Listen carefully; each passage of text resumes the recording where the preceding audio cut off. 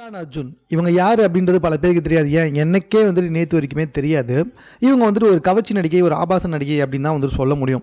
Azlan Arjun சொல்லி நீங்கள் போய் பார்த்தாலே, அவங்களோட இன்ஸ்டாகிராம் பக்கம் பார்த்தாலே தெரியும். இவங்க முழுக்க முழுக்க வந்துட்டு ரொம்ப கவர்ச்சியாக, ரொம்ப ஆபாசமாக உச்சக்கட்ட வீடியோக்கெல்லாம் போட்டிருப்பாங்க. பட் இவங்க ஒரு டான்சர். இப்போ சமூக வலைத்தளத்தில் வந்துட்டு ரொம்ப ஃபேமஸ் ஆகி வந்துகிட்டு இருக்காங்க. பிகாஸ் ஆஃப் தமிழில் ஒரு 2-3 படங்கள் நடிக்க ஆரம்பிச்சிருக்காங்க.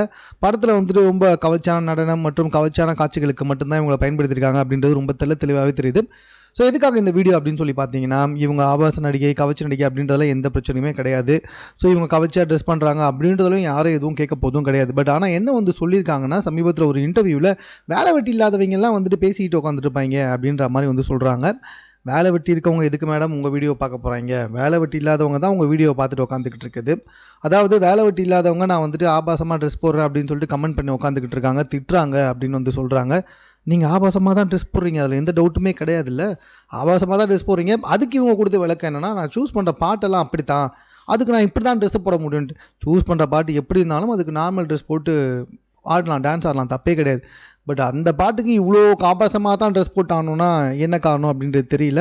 இவங்க வீடியோ தற்போது தான் இப்போ தான் சமூக வலைத்தளத்தில் பயங்கர வைரலாக பகிரப்பட்டு வந்துக்கிட்டு இருக்கு. ஏதாவது புது படத்தில் வந்துட்டு டான்ஸ் வந்துச்சுன்னா அந்த பாட்டை மாதிரியே வந்துட்டு டான்ஸ் ஆடி அதுக்கு வந்துட்டு ரொம்ப வீடியோ போட்டு உட்காந்துட்டு இருப்பாங்க. இப்போ நடிகர்களும் இவங்க கூட சேர்ந்து டான்ஸ் ஆடி வீடியோ போடுறது ரொம்ப சகஜமாகி வந்துக்கிட்டு இருக்கு. ஸோ இப்போ இவங்க கவர்ச்சியில் வந்துட்டு தமிழ் சினிமாவில் வந்துட்டு கொஞ்சம் இம்ப்ரூவ்மெண்ட் ஆகி வந்துக்கிட்டு இருக்காங்க அப்படின்னு தான் சொல்லணும். இம்ப்ரூவ்மெண்ட் மீன்ஸ் அதாவது கவர்ச்சிக்காகவே தமிழ் சினிமாவில் இவங்களுக்கு ஒரு 2-3 பட வாய்ப்புகள் கிடைச்சிருக்கு. ஃபியூச்சரில் இன்னும் 2-3 பட வாய்ப்புகள் கிடைக்கும் வாய்ப்பு இருக்குது.